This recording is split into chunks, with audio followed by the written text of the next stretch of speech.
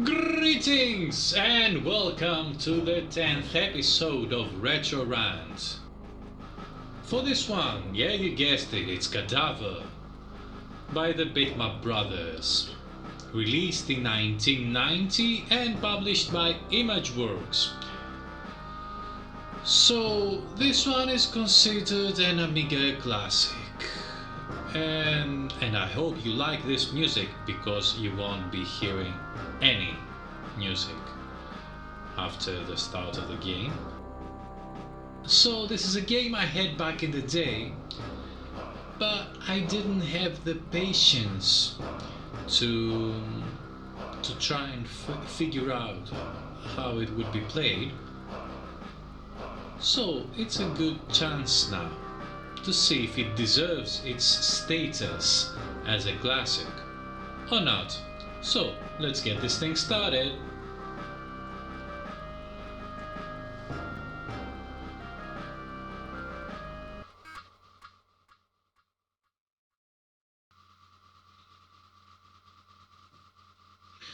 So we control this guy here who looks like a cross between Saberwolf and the Gingerbread Man. As you can see, it's in a 3D isometric style. Let's explain how this plays. If we press the fire button, our hero will jump. As you can see, I'm close now to this coin. So if I press fire button, these icons here on the left are activated.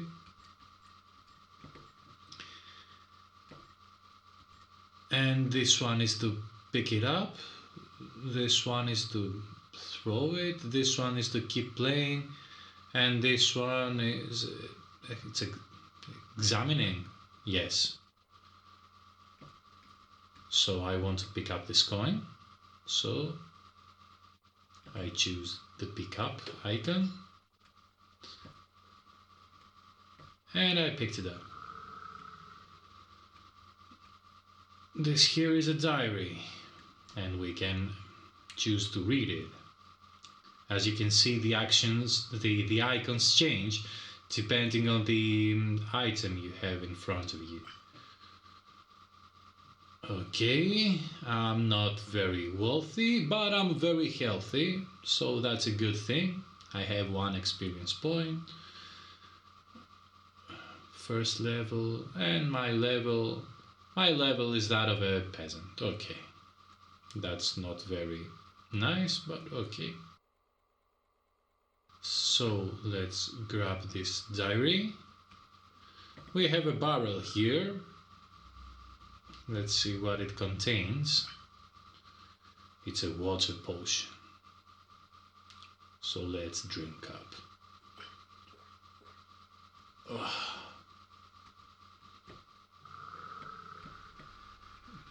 These are some fungi, but as you could see, even though I wasn't anywhere near the water,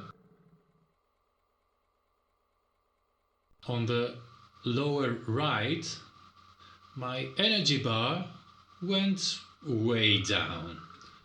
Yep, I'm close to dying now, and without even touching the water. Let's see. Okay, nothing here. Let's see. The boat. Nothing here. There's a stone here that we can pick up. Okay. And we have a sleeping beauty in the lake. There are some bones. Nothing here. And a pickaxe which I picked up. So far so good. If you press enter, then you can access your inventory.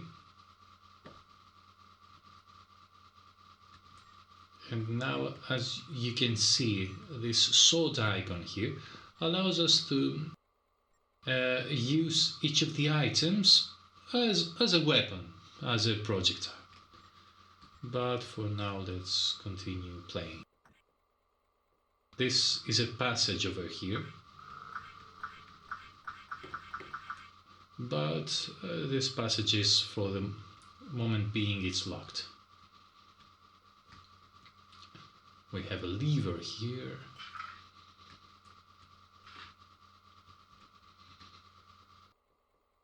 And now we get our first weapon, which is this stone bag. So I get it. And I use it as a weapon. And now when I press fire, instead of jumping, I throw these stones around, which are hopefully effective against enemies. So let's see what we can do against this fellow over here. Nothing seems to be working. Okay.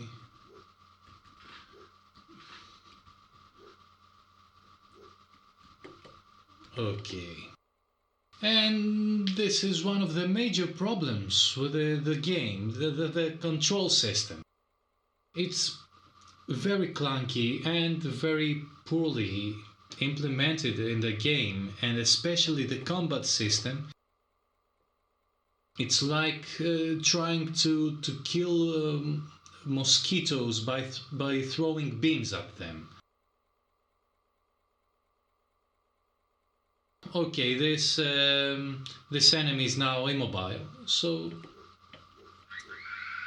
we have to do this thing. You have no way of knowing if your hits register or not. So this is very poor, very clunky. And now let's get on with the second major problem that this game has.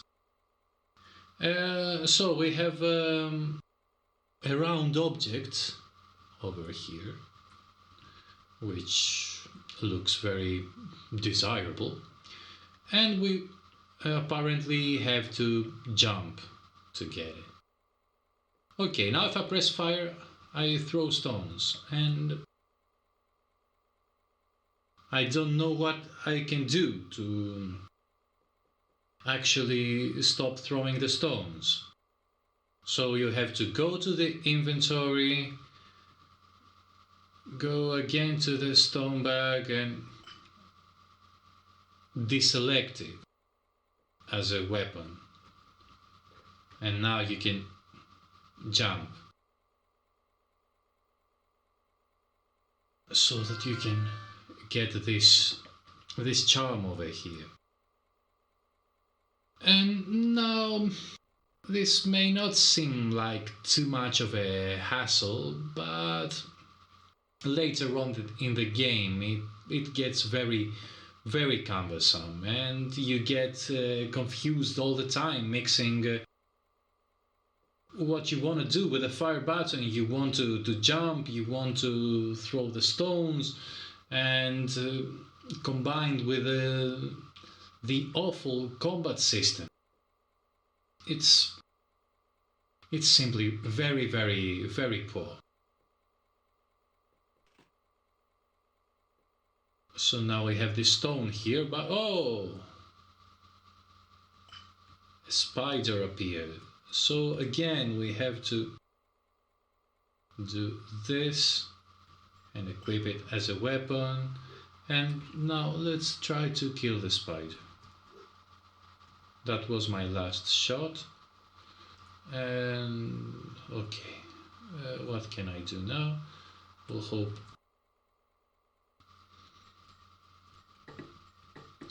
to jump over it.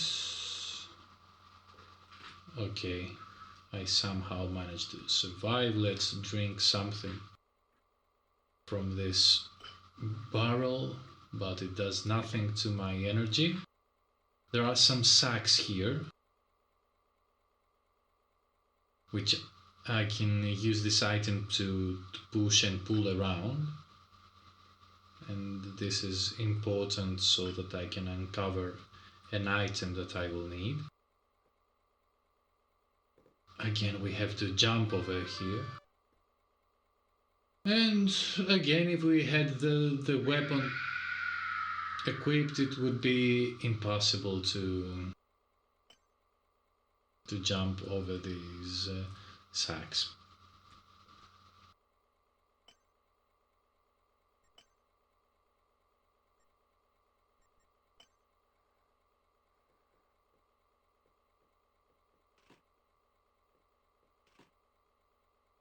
All in all, what do I think about this game? It's not an awful game, but I think it's way overrated. The graphics are okay, They're nothing great, but they are atmospheric. They have the Bitmap Brathers style, so they're okay.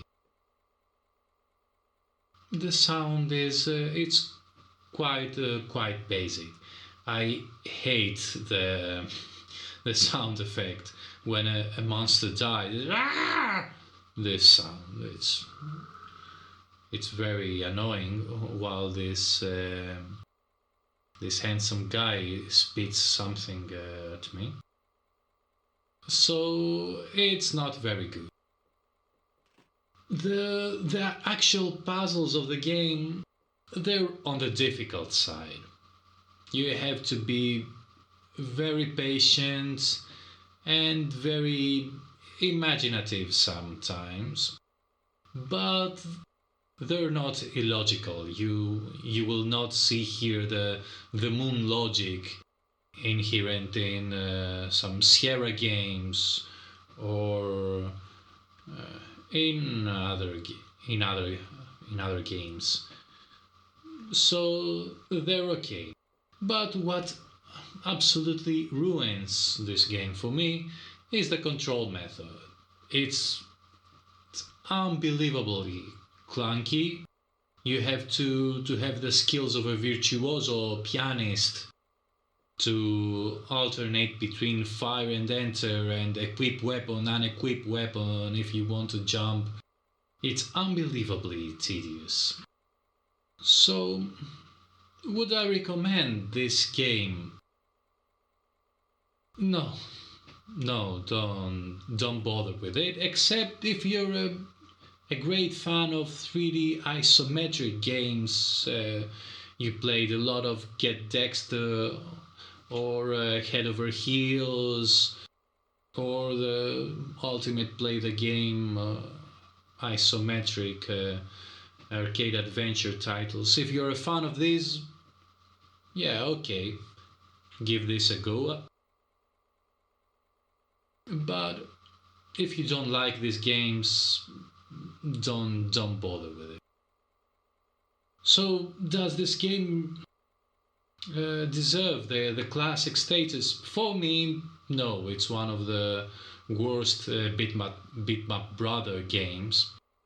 So I think it's just Bitmap Brothers hype behind it. So that's it from me, and I'll see you in the next one.